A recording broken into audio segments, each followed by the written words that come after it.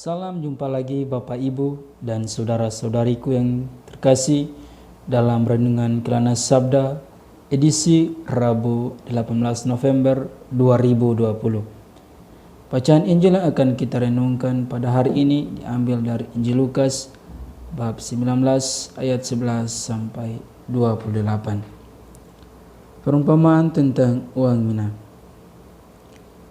Untuk mereka yang mendengarkan dia di situ, Yesus melanjutkan perkataannya dengan suatu perumpamaan, sebab ia sudah dekat Yerusalem dan mereka menyangka bahwa kerajaan Allah akan segera kelihatan. Maka ia berkata, ada seorang bangsawan berangkat ke sebuah negeri yang jauh untuk dinobatkan menjadi raja di situ, dan setelah itu baru kembali. Ia memanggil 10 orang hambanya dan memberikan 10 mina kepada mereka, katanya, pakailah ini untuk berdagang sampai aku datang kembali.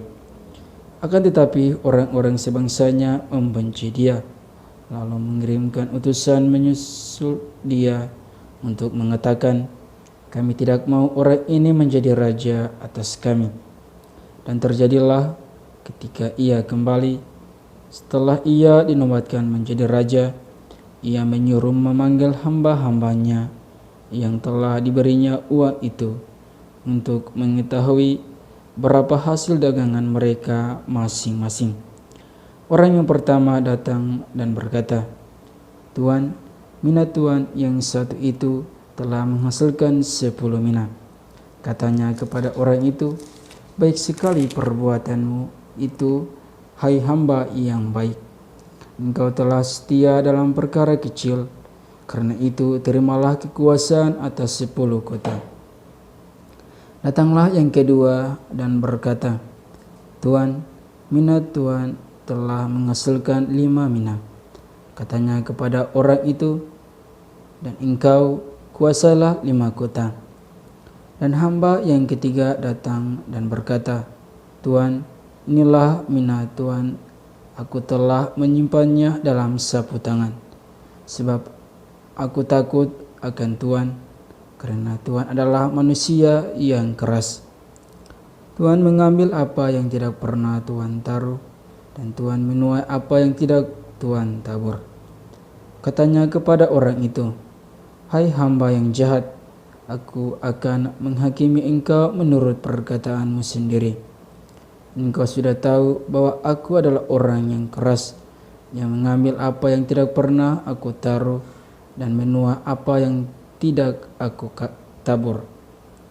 Jika demikian, mengapa uangku itu tidak kau berikan kepada orang yang menjalankan uang? Maka sekembaliku aku dapat mengambilnya serta dengan bunganya.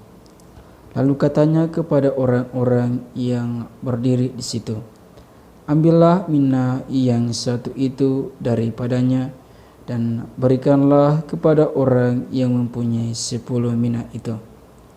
Kata mereka kepadanya, Tuan, ia sudah mempunyai 10 mina.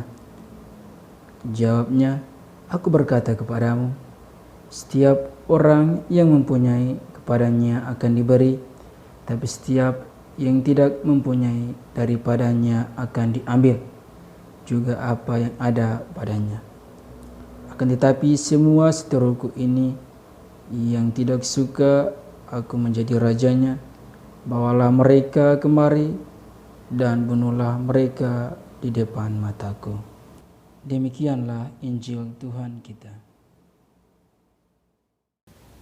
Bapak, Ibu, dan saudara-saudariku yang terkasih, hari ini Injil Lukas kembali lagi mengajak kita untuk melihat kembali kehidupan kita.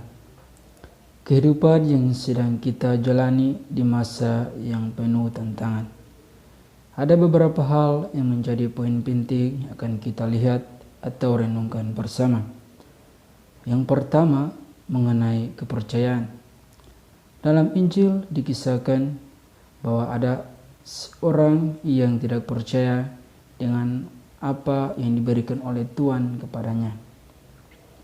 Ia tidak percaya bahwa dengan hal demikian dapat memperkaya dirinya. Dalam kehidupan kita setiap hari, kita sering tidak percaya kepada Tuhan akan semua niat serta apa yang sudah Tuhan percayakan kepada kita.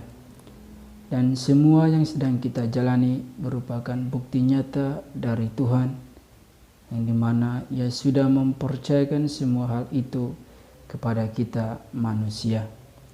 Lalu pertanyaannya bahwa apakah kita sudah menjalankan apa yang sudah dipercayakan Tuhan kepada kita dengan baik? Yang kedua ialah janganlah ragu untuk melakukan sesuatu. Kebanyakan orang sering mengalami apa yang dialami oleh orang yang diceritakan dalam Injil tadi, yang dimana ia ragu untuk mengembangkan uang yang dipercayakan Tuhannya kepadanya. Terkadang hal ini yang menjadi halangan bagi kita untuk mengembangkan apa yang sudah kita miliki. Karena dengan keraguan yang ada dalam diri kita, membuat kita tertekan serta takut untuk melangkah ke depan dan terus bertahan pada keadaan kita, dan tentunya tidak akan ada perubahan dalam kehidupan kita ke depannya. Yang ketiga ialah kesetiaan. Kesetiaan yang dilakukan oleh beberapa orang, yang dimana mereka setia melakukan apa yang diberikan kepada mereka, sehingga menghasilkan banyak. Setia tentu sangatlah susah, namun kita diajak untuk menanamkan kesetiaan dalam hidup kita. Jika kita setia pada hal-hal kecil, maka hal sebesar apapun dapat kita lakukan dengan kesetiaan yang telah kita bangun sejak awal. Bapak, Ibu, dan saudara-saudariku yang terkasih, hidup adalah sebuah pilihan. Melalui bacaan suci yang telah kita dengarkan, kita diajak untuk memilih yang terbaik untuk diri kita maupun orang lain.